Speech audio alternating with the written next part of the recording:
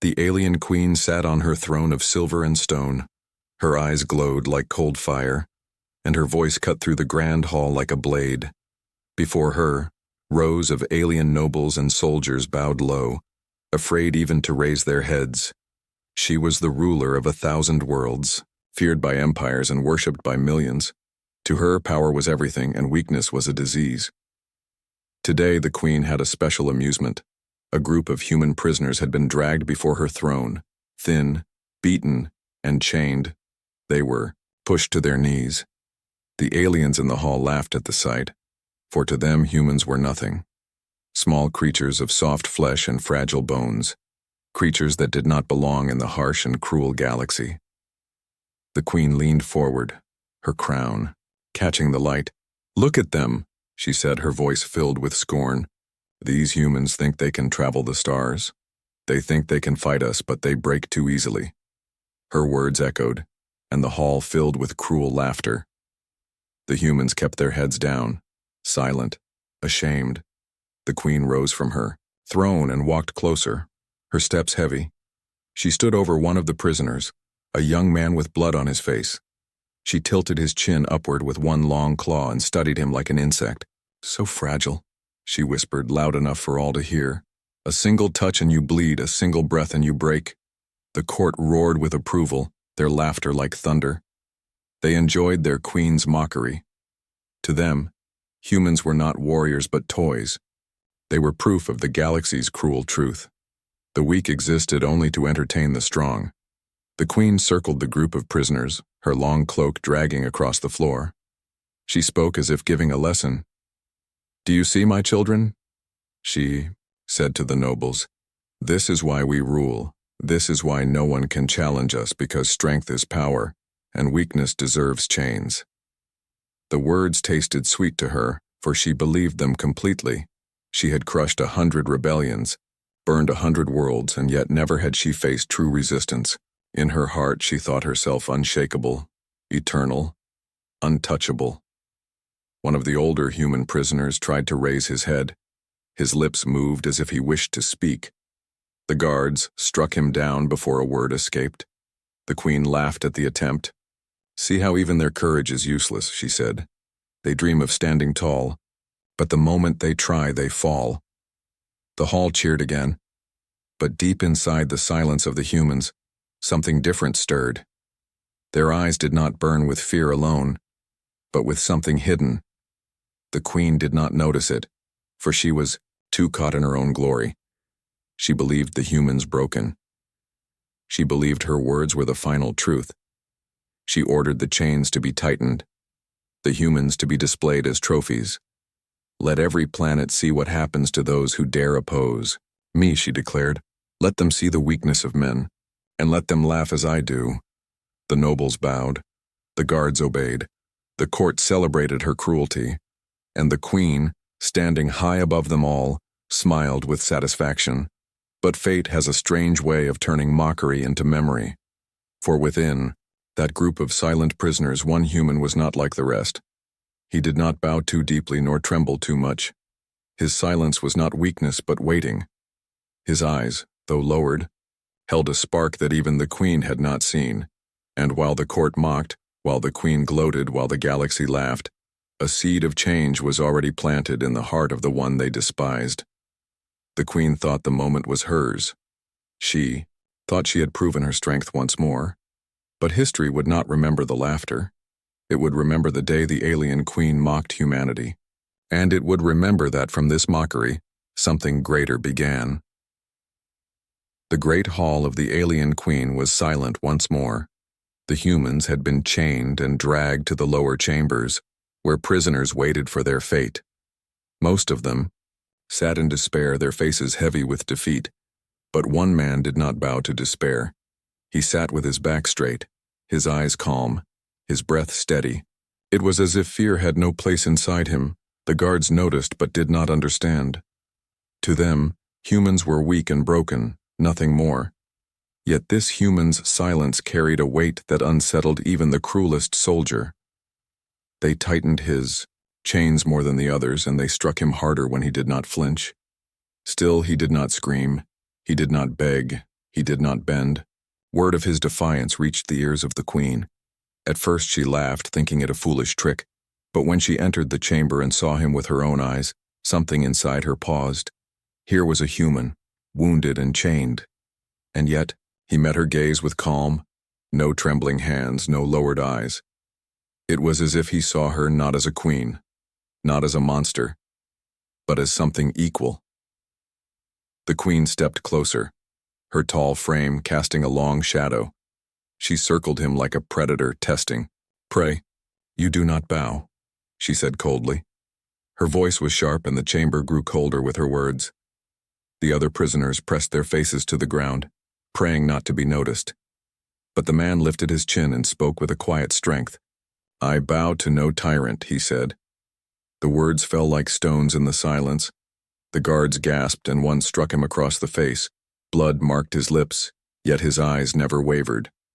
The queen tilted her head, curious rather than angry. "Do you not fear death?" she asked. The man's answer was simple. "Death is not the worst fate. To live without honor is worse." The court that followed her everywhere whispered in shock. Never before had a human dared to speak so boldly before their queen. The alien queen, known for crushing rebellion with a single command, did not strike him down. Instead, she studied him as if searching for a hidden truth. "What makes you believe your kind has honor?" she asked with a cruel smile. "Your people are weak.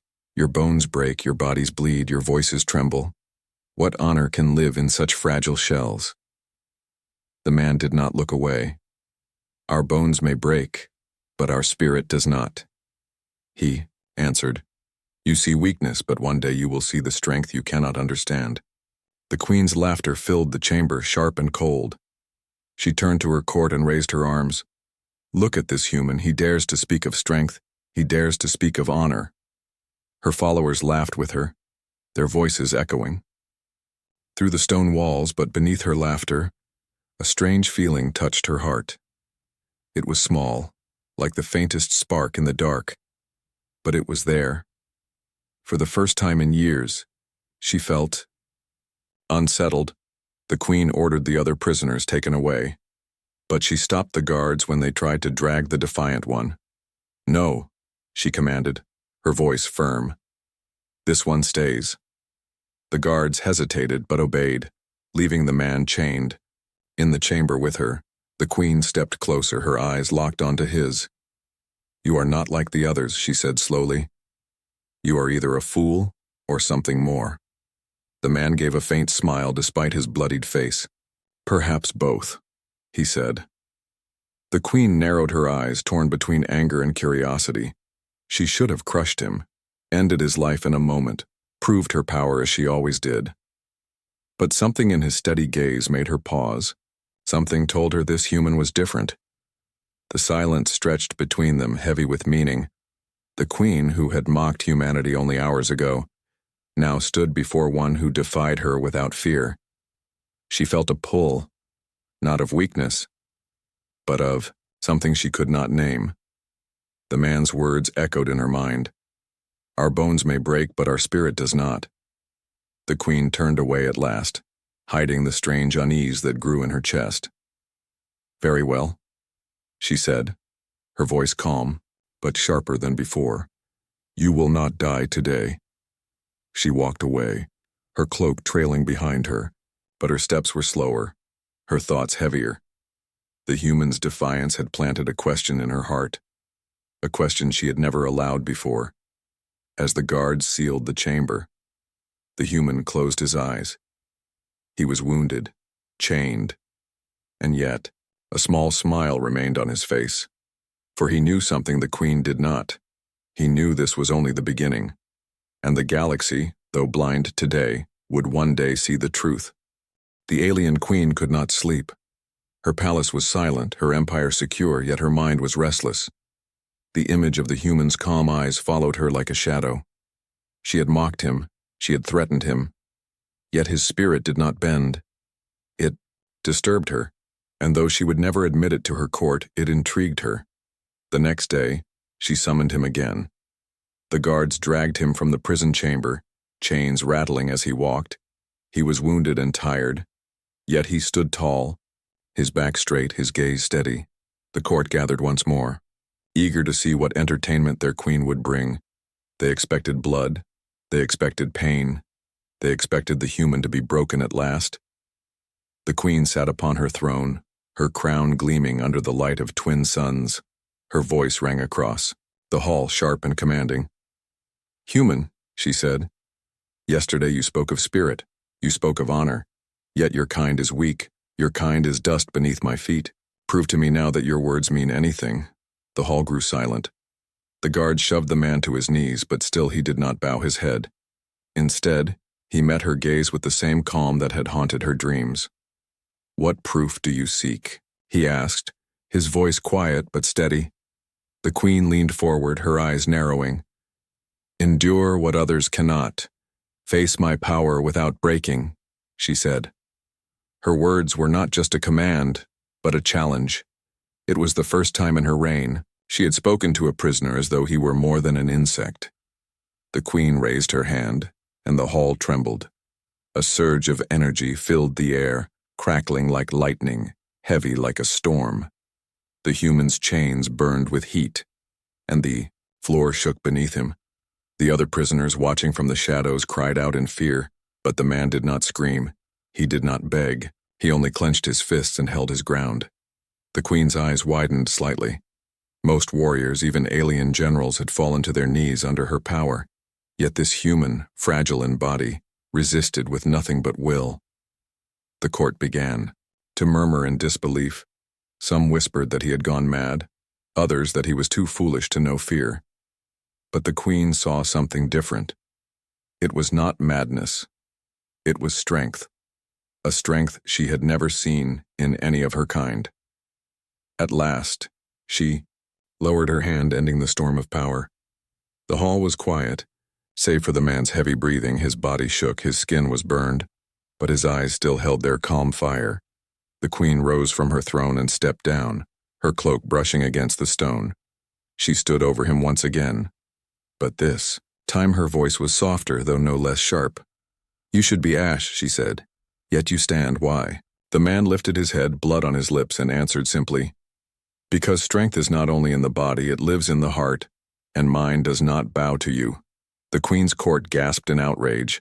Many shouted for his execution, demanding he be destroyed for such insolence, but the queen raised her hand. Silencing them, she did not strike him down, she did not end his life. Instead, she stared at him with a strange and dangerous curiosity. "You speak boldly," she said slowly, "but words are air. They vanish. Show me more than words. Prove your spirit again and again until even I cannot deny it." Her tone was not one of mockery this time, but of challenge, and in her own heart, she felt something she had never felt before. She wanted to see him rise. She wanted to see if he could endure. The human gave a faint nod. "I will prove it," he said. "Not for you, not for your court, but for all who believe that weakness is not the end." The queen turned away, hiding, the flicker of emotion in her eyes. Her court looked at one another in confusion. Never before had their queen spared a human, let alone challenged one as if he were a rival. But she had, and the hall would remember it. That night, the queen stood, alone in her chambers, staring at the stars beyond the crystal windows. She whispered to herself words she would never say aloud. "Perhaps the humans are not as weak as I believed." And far below, chained in darkness, the human closed his eyes and whispered his own vow. "I will not break, not before her, not before any of them, for in me lives the truth of mankind, though our galaxy turned quietly, unaware that in this hall, in this challenge, a storm had begun. A storm that would one day change everything. The human did not break. Day after day, the alien queen tested him. She brought him to the hall before her court, demanding he endure. She unleashed storms of power, trials of pain, and waves of fear. But each time, though his body suffered, his spirit did not bend. At first, the queen had challenged him only to prove her point. She wanted to show her nobles that humans were weak, that this one was no different. But with every test, her certainty began to crumble. The human's defiance was not foolish. It was something deeper, something she could not name, something she could not ignore. Her court whispered in fear and confusion. They could not understand why their queen gave so much attention to one prisoner. Some believed she planned to make him a slave. Others feared she saw value in him. But the truth was stranger than either. For in the heart of the queen, something new was growing. One evening, she ordered him brought not to the hall, but to her private chambers. The guards hesitated, unsure if such an act was wise, but none dared disobey. And soon the man stood before her. His chains were heavy, his body scarred, yet he met her gaze as if he were free. The queen studied him in silence, her golden eyes searching his face. Finally, she spoke, her voice quieter than ever before. "Why do you not hate me?" The man tilted his head slightly. "You are my enemy, yes," he said, "but hatred blinds, and I will not blind myself." The queen frowned, confused by the answer. "Every creature I have conquered has cursed my name, yet you do not. Why?" The human drew a slow breath. "Because hatred makes you a prisoner too. I would rather keep my spirit free." The queen turned away, her claws tapping against the cold stone table. His words unsettled her again. Her people believed only in power, only in domination, only in fear. But this fragile human spoke as though strength could be something else, something greater. In the days that followed, she found reasons to keep him near. She questioned him about his world, his people, his history. He told her of humanity's struggles, of wars fought, of peace rebuilt, of cities that rose and fell. He spoke not as one broken, but as one proud of his kind. And though she mocked him at first, she listened, for in his words she heard something. Her empire had long forgotten hope. Slowly, the queen's cruelty toward him began to soften. She no longer mocked his weakness as often. She no longer laughed when her court demanded his death. Instead, she silenced them, her eyes cold and commanding. "He is mine," she declared, and none dared to challenge her. The guards noticed her change. The nobles whispered of it. They wondered if their queen had grown weak. But she herself knew it was not weakness. It was curiosity. It was something deeper. Each time she looked into his calm eyes, she saw not a prisoner, but a mirror that showed her the emptiness of her own power. One night, as the stars glowed beyond the palace windows, she asked him again, "Do you not fear me?" The man shook his head, his chains rattling softly. "I fear nothing that tries to control my spirit," he said. His words pierced her heart more sharply than any blade, for she, the mightiest queen in the galaxy, had spent her life controlling others. Yet this human, broken in body, remained beyond her control. The queen found herself speaking in ways she never had before. She told him of her rise to power, of the world she had crushed, of the betrayals she had faced. He listened without fear, without flattery, without lies, and when she finished, he simply said, "You are powerful, but you are alone." The words struck her like thunder, for she had never admitted it, but it was true. Surrounded by armies, by nobles, by worshippers, yet always alone and now a human, the very kind she mocked, had spoken it aloud instead of anger. She felt something else, a strange ache, an unfamiliar warmth. The bond between them was not spoken, not admitted, but it grew, quietly, like a seed in darkness. The queen no longer saw him as a toy, no longer as an insect. She saw him as something rare, something dangerous, a being who could touch her spirit in ways no one had before.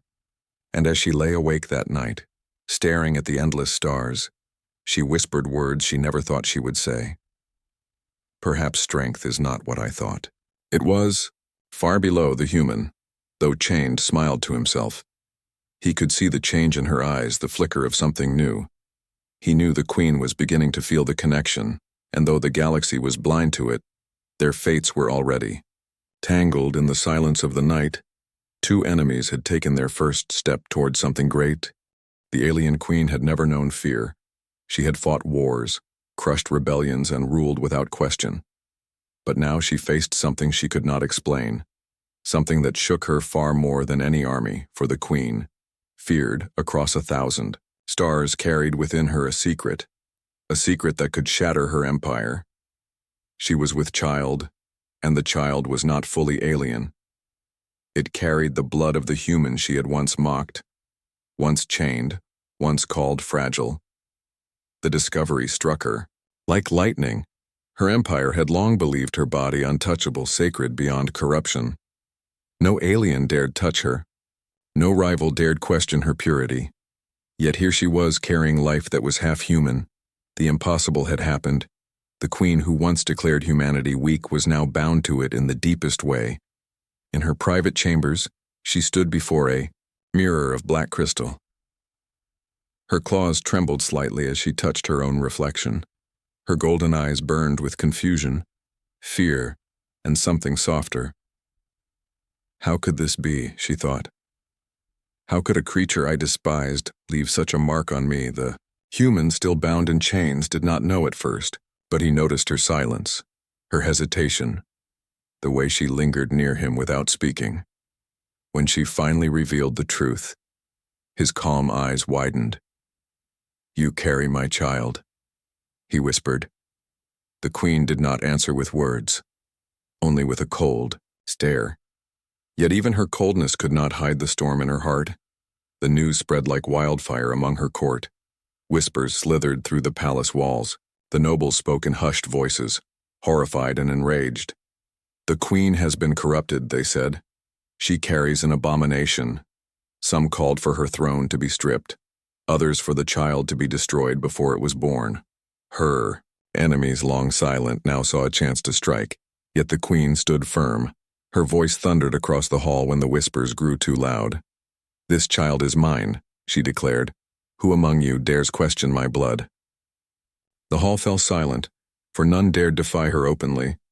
But their fear had turned to doubt, and doubt was poison. For the first time, her rule was not unshakable. The human, though chained, felt the weight of the storm as well. He had never wished to curse her reign, never sought her throne. Yet his very existence in her life had thrown her empire into chaos. He looked at her one night and spoke softly. "You must know, the galaxy will not forgive this." The queen's eyes narrowed, yet her voice was low.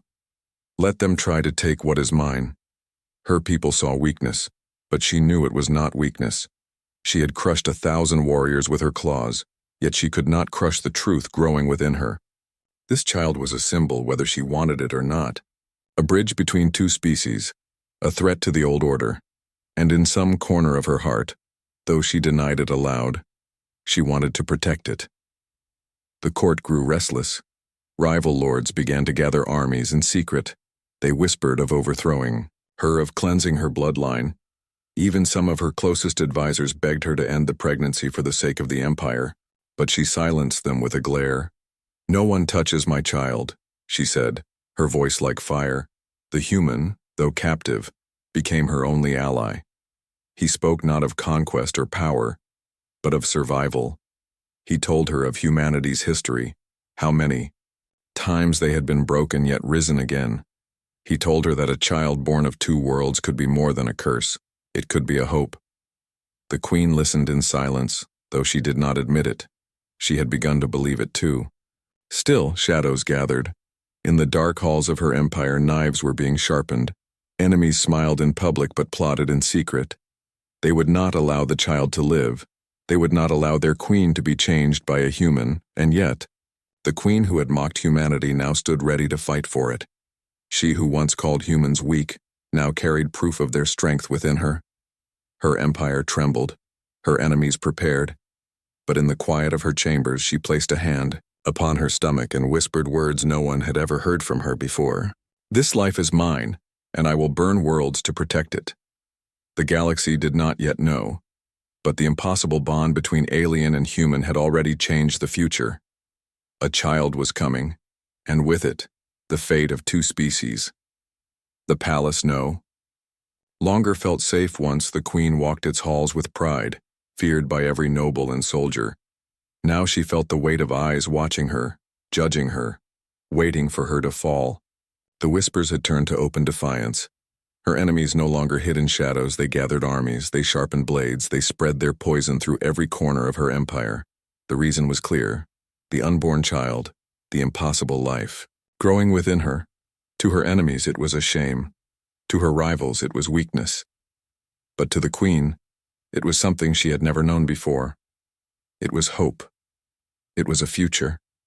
It was hers. The rebellion began like a storm, sudden and violent. Ships that once bore her banner now flew the colors of traitors. Armies she had trained turned their weapons toward her throne, and from the farthest worlds of her empire, lords declared her unfit to rule. "The queen has betrayed our blood," they cried. "She carries an abomination. She has lost her right to rule." The queen's loyal soldiers fought bravely, but they were outnumbered. The enemy closed in from all sides. The grand palace shook under bombardments, its walls burning, its banners torn. The nobles who once bowed now whispered of surrender. Even her closest generals urged her to give up the child, to save her crown. But the queen's voice cut through their fear like thunder. "I will not destroy what is mine. My throne is nothing if I cannot protect my own blood." The human, still a prisoner in chains, heard the chaos around him. The walls trembled, the air filled with smoke and fire. When the guards came for him, ready to silence him forever, he fought. Though his body was weak, though his chains were heavy, his spirit blazed. He struck with fists, with words, with defiance, refusing to fall. The queen herself entered at the last moment, her power cutting down the traitors who dared touch him. She looked at him with fire in her golden eyes. "You fight as if this war is yours," she said. The man, bleeding but unbroken, answered simply, "It is, for the child is ours." Her chest tightened at his words. For the first time, she did not see herself as a ruler alone. She saw herself as something more, something fragile, something strong, not just a queen, but a mother. The rebellion did not stop. The enemy stormed the outer halls, their war cries shaking the palace. The queen gathered what remained of her, loyal guards, and prepared for the final stand. The human stood beside her, no longer a prisoner but an ally. She tore his chains apart with her own claws, casting them aside. "You are free," she said. He met her gaze and nodded. Then, "Let me fight." Together they faced the oncoming tide. Alien warriors with blades of fire, ships roaring above, traitors screaming for her fall. The queen unleashed her fury, her power tearing through ranks of enemies. Her cloak burned, her crown cracked, but still she stood. Beside her, the human fought with nothing but his hands, his courage, and his unbreakable will, and each time she faltered, his voice rose steady and calm. "Stand, queen, for the child, for the future." The battle raged for hours, the halls soaked in fire and blood. The rebels pushed forward, but they could not break her. The queen who had once mocked humanity now drew strength from it.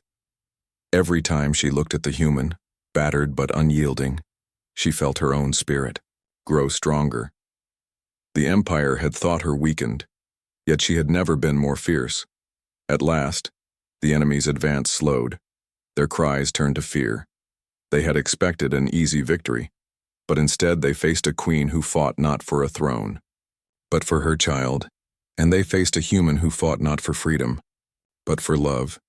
The impossible bond they mocked had become a shield, a sword, a fire that could not be put out. When the rebels finally fell back, retreating into the shadows, the palace stood in ruins. The banners were torn, the walls scarred, the air heavy with smoke. But the queen still stood, her claws red, her eyes burning, and at her side stood the human. Scarred but alive, together they had survived the storm, yet she knew this was not the end. The rebellion was not defeated, only delayed. Her enemies would return, and the galaxy would not forgive her choice. But she also knew something else, something deeper. She was no longer alone, and as she placed a hand upon her stomach, she whispered in silence, "This child will be born no matter the cost." The human placed his hand over hers, his voice steady. "Then we will face the galaxy together." The queen, feared by all, mocked by none, felt something she had never known before, not just power, not just defiance, but strength born of connection.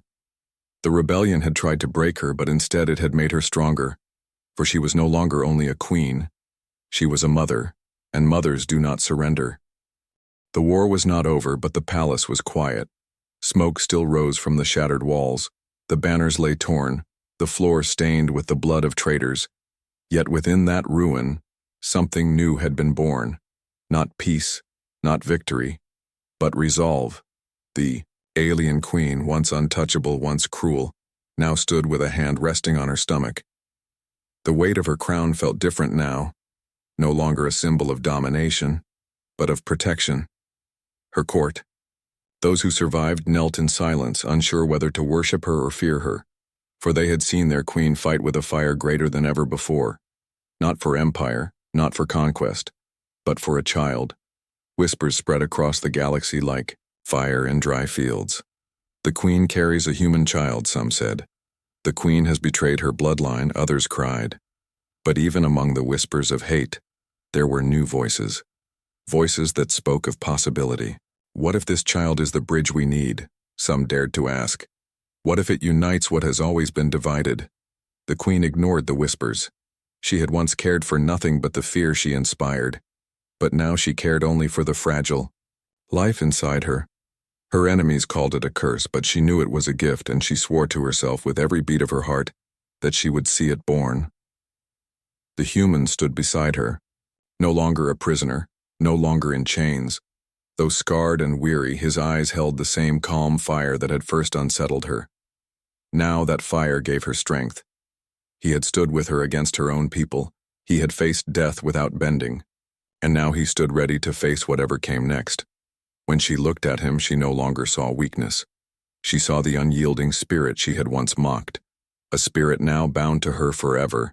But the galaxy would not rest. The rebellion had been beaten back but not destroyed. Her enemies gathered beyond the stars, their fleets burning in silence. They would come again, stronger, united in hatred. The queen knew it. The human knew it. And even the child within her would one day know it. Yet for the first time, she did not feel fear. She had fought alone for so long, believing solitude was strength. Now she knew a greater truth. Strength was not in ruling without bonds. It was in protecting those bonds with everything you had. One evening, as the stars burned above the ruined palace, she spoke to the human. When I first saw your kind, I called you weak. I laughed at your fragile bodies. I mocked your spirit, she said. But now, I carry proof that I was wrong. Your people are not weak, and this child will show the galaxy why. The human placed a hand on hers, his voice quiet but steady. Then let us raise it together. Let it be more than either of us alone. Her golden eyes softened, a rare warmth breaking through her cold fire. She nodded once, a vow unspoken but eternal.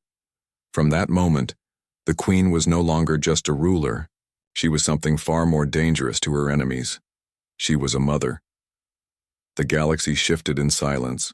Worlds held their breath, waiting to see what would come. Would the child be a curse or a savior, a bridge or a weapon? No one knew, not even the queen herself. But deep in her heart, she believed it would change everything. The nobles who once mocked now bowed lower than ever. The rebels who once shouted now feared the fire they had awakened. And the queen, standing tall beside her human ally, whispered words that carried into the stars. This child will not hide in shadow. It will rise. It will walk where no one has walked before, and when it does, the galaxy will bow. The human smiled, weary but proud. You once mocked my kind, he said, and now your future is tied to it. The queen allowed herself the smallest smile in return. From mockery to motherhood, she whispered. Such is the path fate has chosen. And so it was. The alien queen who had once laughed at humanity now carried its future within her. The human who had once been her prisoner now stood as her equal, and the child, still unborn, already carried the weight of two worlds. What it would become no one knew, but one truth was certain: the galaxy would never be the same.